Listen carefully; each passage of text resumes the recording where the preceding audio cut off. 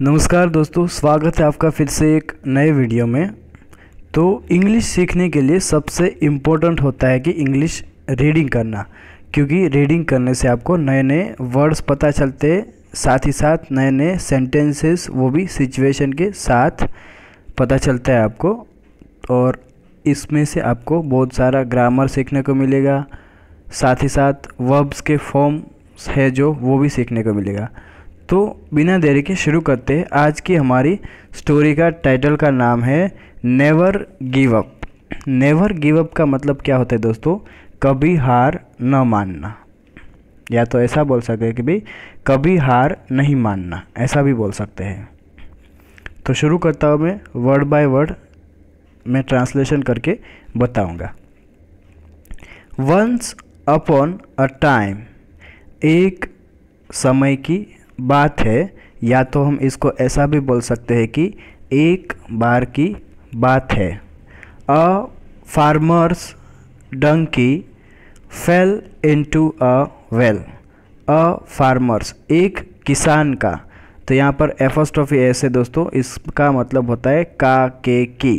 एक किसान का, डंकी मतलब कि गधा, फेल जो है वो फॉल का सेकंड फॉर्म है। फॉल मतलब गिरना, फेल मतलब गिर गया, इनटू अ वेल एक कुएं में, तो कुएं में गिर गया वो। The poor animal cried out for hours. The poor animal, तो पुअर का मतलब दोस्तों होता है बेचारा, और पुअर का मतलब गरीब भी होता है, लेकिन यहाँ पर बेचारा होता है। द पुअर एनिमल, बेचारा जानवर, क्राइड आउट मतलब कि रोता रहा। क्राइड आउट का मतलब होता है रोता रहा। फॉर आवर्स, तो यहाँ पर आप देख सकते हैं दोस्तों कि फॉर यूज़ किया गया है। तो जब भी कोई परफेक्ट टाइम नहीं हो, फिक्स टाइम नहीं बताया, जैसे कि 2 बजे से 3 बजे से, मतलब कि कुछ पता नहीं परफेक्टली, तो यहाँ पर फॉर लगता है। तो फॉर आवर्स मतलब कि घंटों तक रोता रहा। While the farmer struggled to come up with a solution. While का मतलब होता है जबकि, द फार्मर किसान, स्ट्रगल्ड मतलब कि संघर्ष करता रहा। स्ट्रगल का मतलब होता है संघर्ष, तो संघर्ष करता रहा। टू कम अप का मतलब क्या होता है दोस्तों? निकालने के लिए। विथ अ सॉल्यूशन, सॉल्यूशन का मतलब होता है समाधान, तो कम अप विथ अ सॉल्यूशन का मतलब होता है समाधान निकालने के लिए।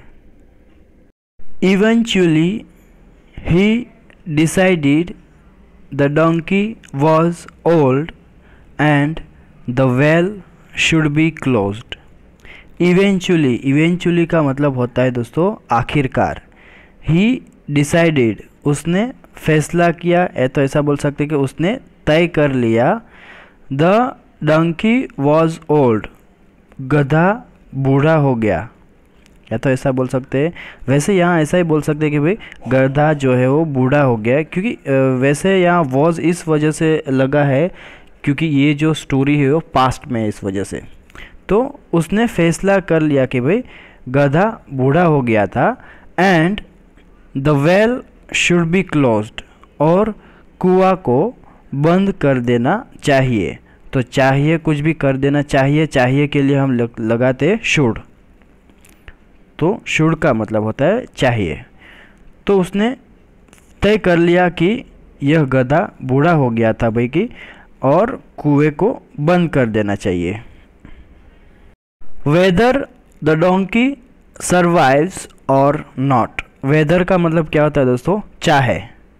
द डोंकी मतलब कि गधा, सर्वाइव्स का मतलब क्या होता है? बच जाना, जान बच जाना, और नॉट या नहीं। तो यहाँ पे लिखा है कि भाई कि चाहे गधा बच जाए या न बच जाए।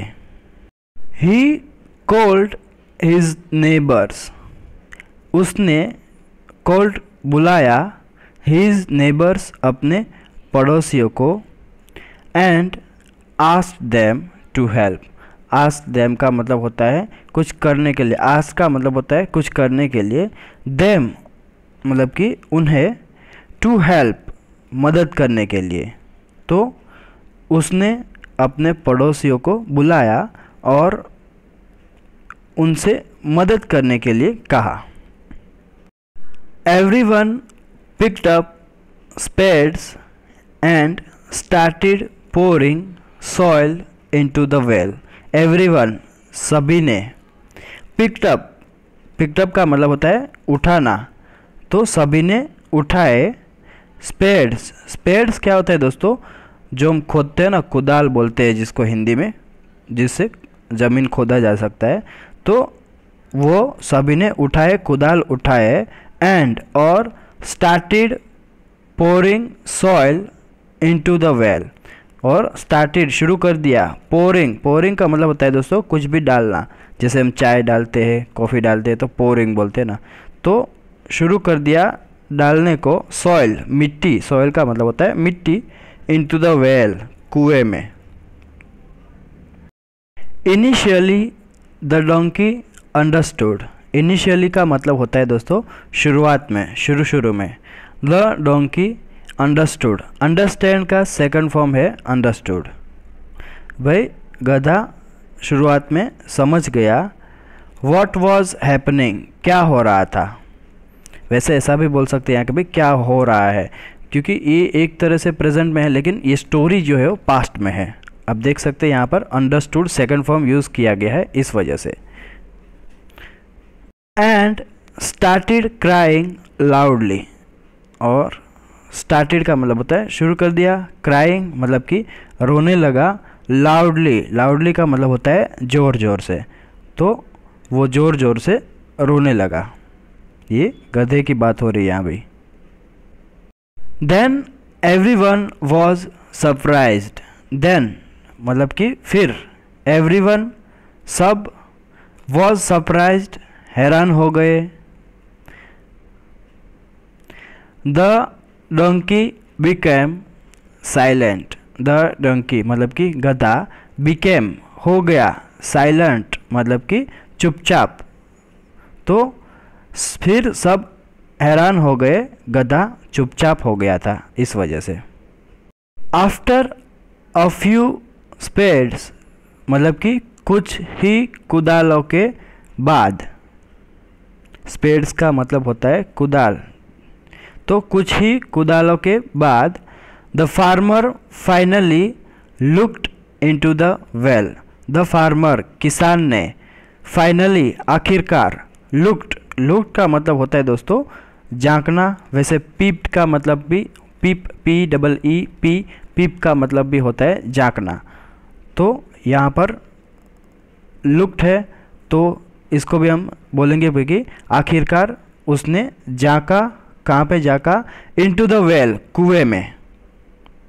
एंड सॉ और देखा, हाउ द डोंकी किस तरह से जो गधा था, हैड रिच्ड पहुंच गया था। हैड के साथ वर्ब में ईडी मतलब कि तो वर्ब का थर्ड फॉर्म होता है, तो ये हमारा हो गया पास्ट परफेक्ट टेंस। हैड के साथ वर्ब में जब भी आप थर्ड फॉर्म देखो तो इसका मतलब है पास्ट परफेक्ट टेंस। तो उस किसान ने देखा कि भी किस प्रकार से जो गधा है वो कहाँ पहुँच गया था, the edge of the well, edge होता है किनारा, ऑफ द वेल मतलब कि कुएं के किनारे तक। तो उसने, किसान ने आखिरकार कुएं में झांका और देखा कि भाई किस प्रकार से गधा कुएं के किनारे तक पहुंच गया था।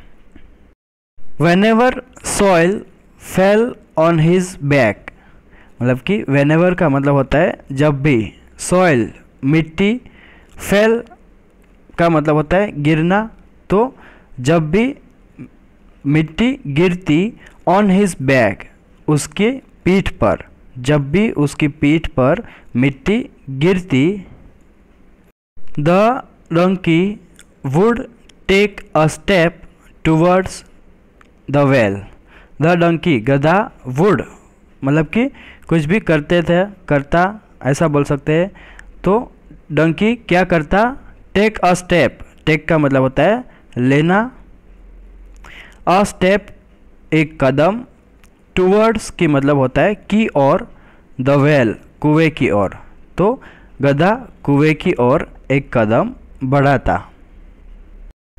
The farmer asked the neighbours to keep adding soil, the farmer किसान ने, आस्क्ड का मतलब होता है कहना, और कहाँ कहाँ पे आस्क्ड का मतलब होता है पूछना, तो फार्मर ने कहा द नेबर्स पड़ोसियों को, टू कीप एडिंग सॉइल मतलब कि मिट्टी डालते रहने को, तो किसान ने उनसे कहा पड़ोसियों से कि भाई मिट्टी डालते रहो। The donkey shook off the mud and took a step forward, the donkey मतलब कि गधा, shook off मतलब शेक का जो होता है सेकंड फॉर्म है दोस्तों, shook off मतलब कि कुछ भी जड़ाना, शेक मतलब हिलाना और शेक ऑफ मतलब कि कुछ भी ऐसा हिलाना। द मड, मड का मतलब वैसे तो होता है कीचड़ दोस्तों, लेकिन हम यहाँ करेंगे यूज़ सॉइल, तो वो क्या करता, जब भी उसके ऊपर मिट्टी गिरता था तो वो उस मिट्टी को जड़ाता। And took a step forward, और टुक मतलब कि लेता या तो बढ़ाता, अ स्टेप एक कदम, फॉरवर्ड मतलब कि आगे, और एक कदम आगे बढ़ाता। Soon everyone was surprised, soon जल्द ही, एवरीवन सभी, वॉज सरप्राइज्ड मतलब कि हैरान हो गए, व्हेन जब, the donkey reached the bank of the well, तो जब जो गधा था वो रीच्ड मतलब कि पहुंच गया, the bank of the well, तो बैंक होता है दोस्तों किनारा, बैंक ऑफ द वेल मतलब कि कुएं के किनारे। And went away from there, और वेंट अवे का मतलब होता है चले जाना, फ्रॉम देयर वहाँ से, तो जल्द ही सभी हैरान हो गए जब गधा कुएं के किनारे पहुंचकर वहाँ से चला गया।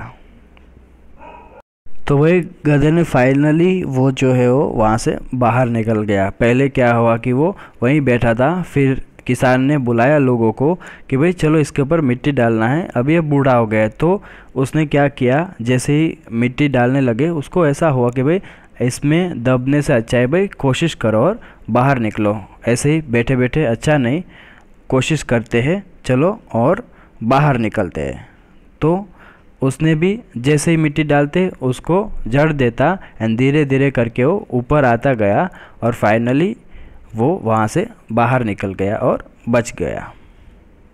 तो देखते हैं दोस्तों इस स्टोरी का मोरल क्या है। मोरल का मतलब होता है शिक्षा। Life will always throw dust on us like this, but we have to shake off that dust and move ahead. तो life will always throw dust on us मतलब कि लाइफ का मतलब होता है जीवन, विल ऑलवेज मतलब कि डालेगा, विल मतलब कि डालेगा, ऑलवेज हमेशा, थ्रो का मतलब होता है कुछ भी डालना, या तो बोल सकते हैं कि वैसे तो थ्रो का मतलब फेंकना होता है, लेकिन यहाँ पर डालना होता है उसका सेंस। डस्ट का मतलब होता है धूल, या तो मिट्टी बोल सकते हैं, धूल ही बोलेंगे यहाँ पर। ऑन अस अपने पर, हम पर। लाइक दिस इसी प्रकार, ऐसे ही। बट लेकिन, we have to shake off, कुछ चीज़ करना हो तो दोस्तों हम यूज़ करते हैं हैव टू का। वी हैव टू मतलब कि हमें करना होगा, क्या करना होगा, शेक ऑफ, शेक ऑफ हमें उसे जड़ाते जाना है, मतलब कि जो भी कुछ हम पे ऐसा मुसीबत आए, तकलीफ आए, उसको हमको जड़ाते जाना है। दैट डस्ट मतलब कि उस धूल को, उस मिट्टी को, उस दुख को, उस तकलीफ को।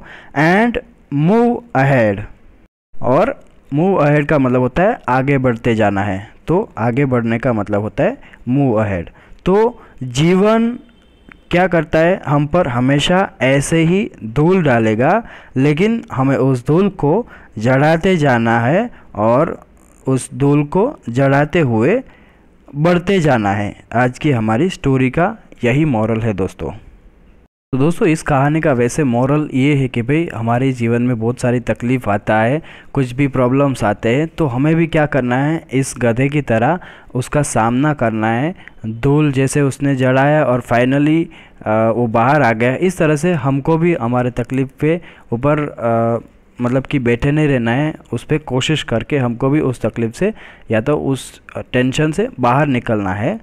तो ये है हमारी आज की स्टोरी का मॉरल। हमारे जीवन को भी बहुत सारी तकलीफ आते हैं दोस्तों, हर किसी के जीवन में भी, सब किसी के क्या बोलते हैं, जीवन में तकलीफ आता ही है। तो हमें भी इस डोंकी की तरह मतलब कि गधे की तरह कोशिश करके जो है वो आगे बढ़ना है। तो दोस्तों यहाँ ही हमारी स्टोरी जो है ख़त्म होती है। आई होप आप सबको वीडियो अच्छा लगा होगा। अगर अच्छा लगा तो वीडियो ज़रूर से दोस्तों लाइक कीजिए, चैनल पर नए हो तो सब्सक्राइब कीजिए चैनल को, और साथ ही साथ बेल आइकन बटन को भी प्रेस करें ताकि आप तक नोटिफिकेशन जो है पहुँचते रहे। तो मिलते हैं एक नए वीडियो में। Till then take care, keep learning, have fun.